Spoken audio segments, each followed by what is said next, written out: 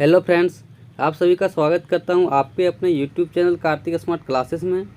आज मैं इस वीडियो में हम बात करेंगे संविधान के अनुच्छेद के बारे में। तो चलिए आगे बढ़ते हैं। पहला प्रश्न है, भारतीय संविधान का कौन सा अनुच्छेद नई अखिल भारतीय सेवा की स्थापना का प्रावधान करता है? तो इसका राइट आंसर होगा ऑप्शन बी। अगला प्रश्न है, संविधान के किस अनुच्छेद द्वारा लोक सेवाओं को संरक्षण प्रदान किया गया है? तो इसका राइट आंसर होगा ऑप्शन बी, अनुच्छेद 311। अगला प्रश्न है, भारतीय संविधान के किस अनुच्छेद द्वारा संघ और राज्यों के लिए लोक सेवा आयोग का प्रावधान किया गया है? तो इसका राइट आंसर होगा ऑप्शन डी, अनुच्छेद 315। अगला प्रश्न है, संविधान का अनुच्छेद 312 संबंधित है? इसका राइट आंसर होगा ऑप्शन ए, अखिल भारतीय सेवाओं से। अगला प्रश्न है, संघ लोक सेवा आयोग के कार्यों का उल्लेख किस अनुच्छेद के अंतर्गत किया है? तो इसका राइट आंसर होगा ऑप्शन ए, अनुच्छेद 320। अगला प्रश्न है, भारतीय संविधान के किस अनुच्छेद में निर्वाचन आयोग के लिए प्रावधान है? तो इसका राइट आंसर होगा ऑप्शन सी, अनुच्छेद 324। अगला प्रश्न है, लोकसभा में एंग्लो इंडियन समुदाय के प्रतिनिधित्व के लिए प्रावधान संविधान में किस अनुच्छेद के अंतर्गत किया गया है? तो इसका राइट आंसर होगा ऑप्शन ए, अनुच्छेद 331। अगला प्रश्न है, अनुसूचित जातियों और अनुसूचित जनजातियों के लिए एक राष्ट्रीय आयोग गठित करने का प्रावधान संविधान के किस अनुच्छेद के अंतर्गत किया गया है? तो इसका राइट आंसर होगा ऑप्शन ए, अनुच्छेद 338 एवं 338 ए। अगला प्रश्न है, संविधान के किस अनुच्छेद के अंतर्गत हिंदी को राजभाषा का दर्जा प्रदान किया गया है? तो इसका राइट आंसर होगा ऑप्शन ए, अनुच्छेद 343(1). अगला प्रश्न है, किस अनुच्छेद में यह प्रावधान किया गया है कि संघ की राजभाषा हिंदी तथा लिपि देवनागरी होगी?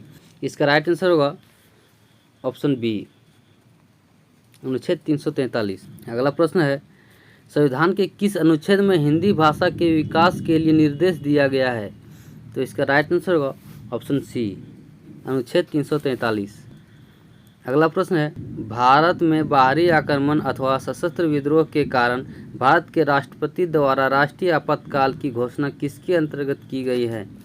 तो इसका राइट आंसर होगा ऑप्शन ए, अनुच्छेद 352। अगला प्रश्न है, भारतीय संविधान का कौन सा अनुच्छेद राज्यों में संवैधानिक तंत्र के असफल होने की स्थिति में राष्ट्रपति शासन का प्रावधान करता है? तो इसका राइट आंसर होगा ऑप्शन ए, अनुच्छेद 356। अगला प्रश्न है, संविधान के किस अनुच्छेद के आधार पर वित्तीय आपात की उद्घोषणा राष्ट्रपति करता है? तो इसका राइट आंसर होगा ऑप्शन सी, अनुच्छेद 360। अगला प्रश्न है, संविधान में मंत्रिमंडल शब्द का एक बार प्रयोग हुआ है और यह इसका राइट आंसर होगा ऑप्शन ए, अनुच्छेद 352 में है। अगला प्रश्न है, भारत के संविधान के अनुच्छेद 350(a) के अधीन उपबंध किससे संबंधित है? तो इसका राइट आंसर होगा ऑप्शन सी, प्राथमिक स्तर पर मातृभाषा में शिक्षा की सुविधाओं की व्यवस्था करने। अगला प्रश्न है, संसद को संविधान संशोधन का अधिकार दिया गया है? तो इसका राइट आंसर होगा ऑप्शन बी, अनुच्छेद 368 में। अगला प्रश्न है, भारत के संविधान का अनुच्छेद 368 किसके संबंध में है? तो इसका राइट आंसर होगा ऑप्शन ए, संविधान का संशोधन करने की भारत की संसद की शक्ति। अगला प्रश्न है, संविधान का वह कौन सा अनुच्छेद है जिसके दुरुपयोग की शिकायत संसद के भीतर तथा बाहर सर्वाधिक हुई है और जिसका प्रयोग केंद्र में सत्तारूढ़ दल ने अनेक बार अपने स्वार्थ में किया है? तो इसका राइट आंसर होगा ऑप्शन बी, अनुच्छेद 356। अगला प्रश्न है, किस अनुच्छेद के अंतर्गत जम्मू और कश्मीर को भारतीय संविधान द्वारा विशेष स्थिति प्रदान की गई है? तो इसका राइट आंसर होगा ऑप्शन सी, लेकिन अब इसे हटा दिया गया है।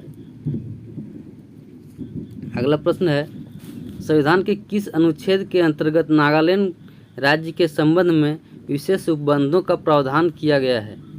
तो इसका राइट आंसर होगा ऑप्शन बी, अनुच्छेद 371 का। अगला प्रश्न है अनुच्छेद 370 किसे विशेष दर्जा प्रदान करता था? तो इसका राइट आंसर होगा ऑप्शन ए जम्मू कश्मीर। अगला प्रश्न है अनुच्छेद 356 का संबंध किससे है? तो इसका राइट आंसर होगा ऑप्शन सी राष्ट्रपति शासन। अगला प्रश्न है भारतीय संविधान के किस अनुच्छेद में विभिन्न राज्यों से संबंधित विशिष्ट प्रावधान का उल्लेख है? तो इसका राइट आंसर होगा ऑप्शन सी अनुच्छेद 371। अगला प्रश्न है भारत के संविधान के अनुच्छेद 371 जी में दिए गए विशिष्ट उपबंध किस राज्य से संबंधित है? तो इसका राइट आंसर होगा ऑप्शन सी मिजोरम से। तो फ्रेंड्स आज की क्लास यहीं रखते हैं, मिलते हैं अगले क्लास में। जय हिंद जय भारत।